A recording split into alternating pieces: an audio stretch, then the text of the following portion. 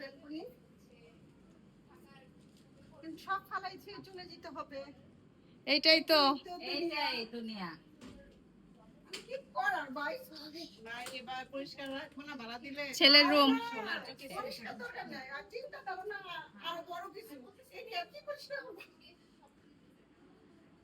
এটা আমার মেয়ের রুম। ও মেয়ের রুম, আমি ভাবছি ছেলের রুম। মেয়ে একটু সুন্দর করে মেয়ের রুম দেখে তো পরিপাটি, বুঝো নাই? না, মেয়েরা আমার একটু শৌখিন, যে হ্যাঁ, ড্রয়িং করছে। হ্যাঁ সব এই যে সেই আর্ট করছে, আরো অনেক আর্ট।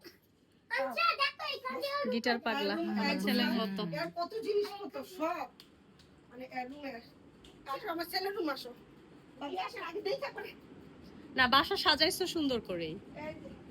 এইগুলো ছেলের রুম।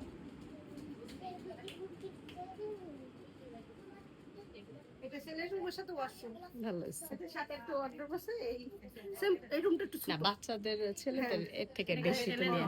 হ্যাঁ, এখন সবাই বলে কি, সবাই বলে না, আমার ছেলেই বলে বলে কি আম্মু আমার রুমটা কেন ছোট? আমি কি শোনো, এই যে কুয়াশা, এই দাঁড়া, তোদের পরে নেই, এই যে মালকিন আর মালিকের নিয়ে নেই, কাদের বাসায় আসছি। ছবি আর এটা রিয়েলিটি,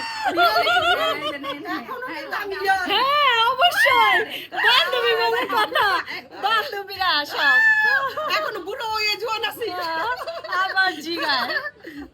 শোনো, এখন আমরা গেলে আমরা মেয়েরা ফেল, 20 বছর পার করে ফেলছি। আমাদের জন্য দোয়া করবেন, আমরা যে 12 বছরের লেডি হয়ে যেতে পারি। কানাডা গেলে হয়ে যাবে, অসুবিধা নাই। হ্যাঁ, এই যে ওর ডাইনিং।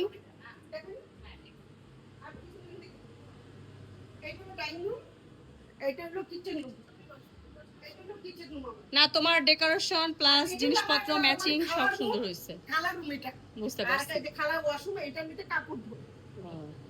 এই যে ডাস্টবিন করবো, খালা এসে কালটা ক্লিন করবো, আমি ডাস্টবিন করতে থাকি।